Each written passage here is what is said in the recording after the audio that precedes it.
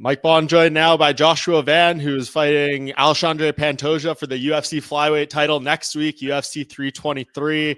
Joshua, I imagine final days of camp right now. We're getting close to the end. How good does it feel? It feels great to know my camp is about to be done. So yeah, I'm very, very excited for the fight. And yeah, Yeah, man. How many more hard trainings ahead of you, or is kind of all that stuff in the past at this point?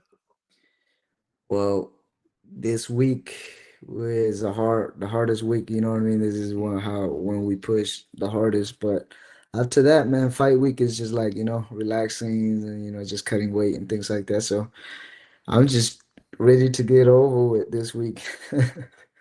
Yeah, well, interesting. I mean, is that kind of the mindset for, like, you mean the training part, right? You're looking forward to the fight week and you're embracing all of this like your first title fight. You're not looking forward to that part being over. Yeah, no, I'm just looking uh like I'm just can't wait to get everything over with and get home with the belt.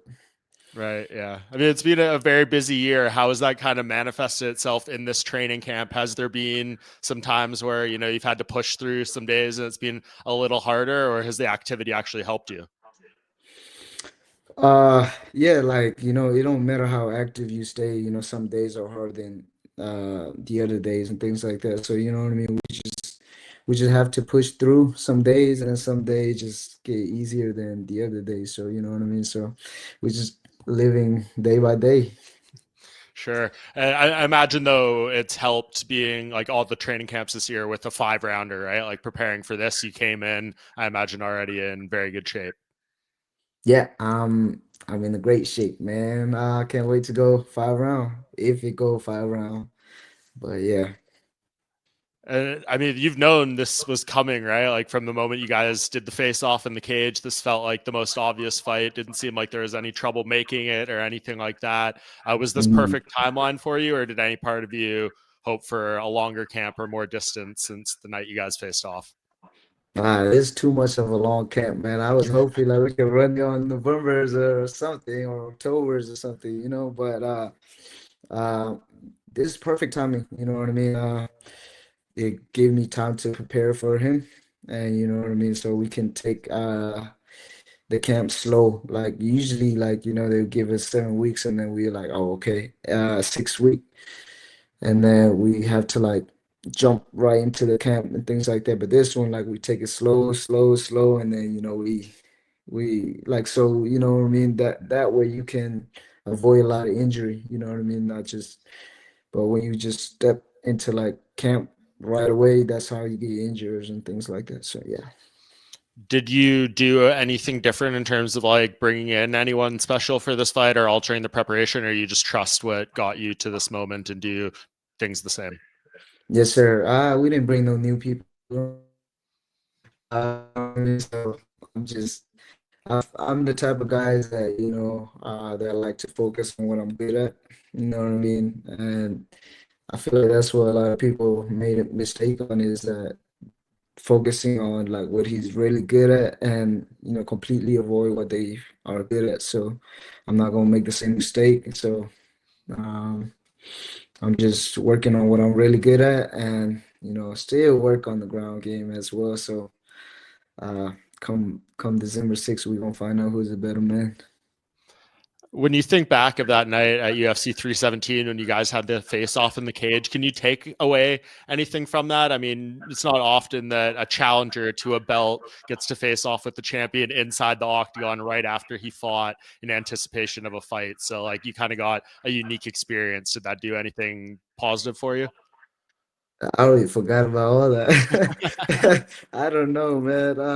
We did the face off, and yeah, I'm like, oh, okay, I'm gonna fight him. So now I'm just like training camp, but I already forgot all about that already, man. Yeah, well, that was a hell of a night. I mean, like Yes, you sir. guys went through a war with Roy Val, probably the fight of the year so far. I mean, I don't know what else is unseating that. It's top three easily. I mean, you would imagine someone needs a little more time to recover for something like that, but you felt good to go. You said you're ready to fight soon in this.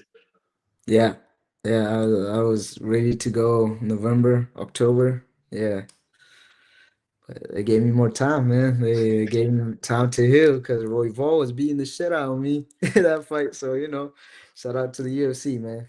Yeah, I mean, good time for flyweight. He's fighting the week after you got Spinal Cop. We got a huge fight between Nice. Tyra and Moreno on this card. We just saw Horiguchi get back. It seems like if you win this belt, there's going to be no shortage of options and exciting matchups for you going forward. Yeah, when I win that belt, there will be a lot of option for me for sure. I can't wait. Yeah. Do you feel like, given what Pantoja's done, though, this is going to be one of those situations where like he deserves immediate rematch? You're going to have to beat him twice before you kind of move on to other challenges in the weight class. I don't know, man. My goal is to beat him uh December 6th. And after I beat him, the whatever the UFC want to do, we do it. So I don't know. I'm not who am I to pick and choose, who I'm fighting and things like that. So whatever they want. Yeah, that's the right mindset to have. Do you feel like you're going in here though to fight the best flyweight we've ever seen, or like when you kind of think about the all-time rankings, do you have Demetrius Johnson ahead of Pantoja? Well, I never watched the Johnson. Hmm. Like, you gotta remember I started watching MMA after 2017 and things like that. So all I see is Pantoja, man. Don't get me wrong. Johnson is one of the great, but Pantoja probably like the greatest right now because that's what I see and that's what I watch. So yeah. Yeah, you were like in high school when Pantoja or when DJ was making his run. Yeah. So I didn't even know what UFC and MMA was, at that time. So yeah. That's crazy. I mean, would you say that's insane that you're sitting here, a week out from a UFC title fight? Can you allow yourself to think about how quickly this journey has happened for you, or is that something you can only reflect on once you've accomplished the ultimate goal and have that belt? Yeah, I don't know about how quickly because you know what I mean. I took a loss and you know what I mean. It took a little longer and things like that. But I'm very happy with where I'm at. You know what I mean. So I feel like God is the perfect planner, and I feel like everything happened for a reason. So this is the perfect timing for me to fight for a belt, man. Um, Great timing. Mentally and physically, I'm like ready. Yeah, man. And I mean, like you kind of mentioned that where the mindset's at, but I think you would be the youngest champion in the UFC by a long shot. I think the youngest one we got right now is 29. You just turned 24. Happy belated birthday. So the youth is going to be a huge storyline coming into this fight, right? But you feel that works to your advantage, being the guy who I think is 11 years See, younger. I don't like that. I don't like that. You know how people say he's unbeatable and things like that. Now, I don't want people to turn this into old and the young. I don't like that. You know what I mean? So this is the Pantoja that everybody say he's unbeatable. You know what I mean? So stay at that. Stay at that. I don't want us hearing he's old, he's getting old, this and that. So I feel like he will come in. This is gonna be the best Pantoja we will see. You know what I mean? So yep, stay at that. No, dude, I agree. I'm not trying Yes. to downplay it. That's why I kind of set you up Yeah. being like, is he the greatest flyweight ever? Like, yeah, he's the greatest Yes, he flyweight ever, is. and I'm gonna go beat him. And that's gonna Yeah. show how yeah, no, dude. You're fighting the guy at his peak. I talked to him yesterday. He said this was the best camp he's ever had. He looks to be Yes. in incredible shape. So yeah, I don't think anyone's gonna be diminishing your win, but of course you're the younger challenger here. We haven't seen a 24-year-old UFC title challenger in a while on the male side. So you're doing something special here, Yes, regardless. sir. I can't wait, man. I can't wait. You know what I mean? Come December, I hope he have his best camp. You know what I mean?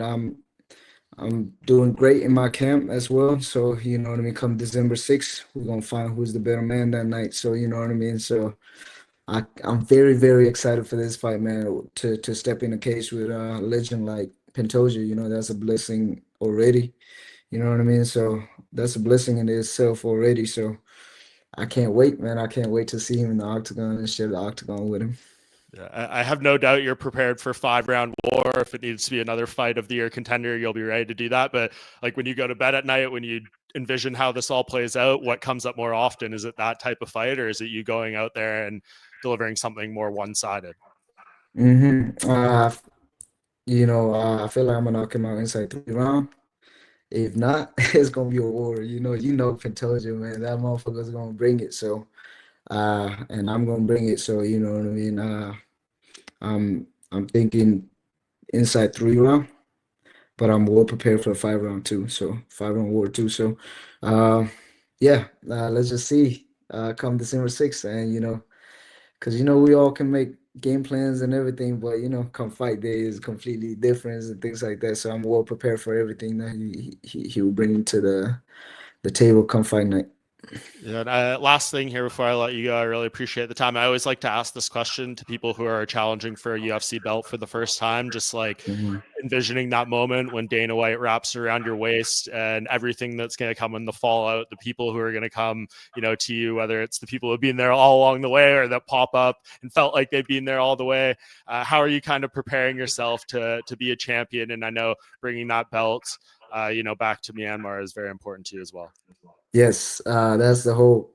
That's like one of the main ones, to let the world know of Myanmar. You know what I mean? Not a lot of people know Myanmar. They don't even know how to say Myanmar. You know what I mean? So it's like, for me to represent my country, and the country of Myanmar, that night is it's gonna be like one of the greatest moments of my life, you know what I mean? And my family, my church pastor is gonna be there, you know what I mean? Everybody is gonna be there, so I can't wait to show what I've been working on, and I represent my country. Awesome, Joshua. I really appreciate it, man. This is a really incredible fight and one of the best that UFC can make to close out the year. So I'll see you out there in Las Vegas next week. And yeah, have a good last few days of training. Sir, thank you for having me.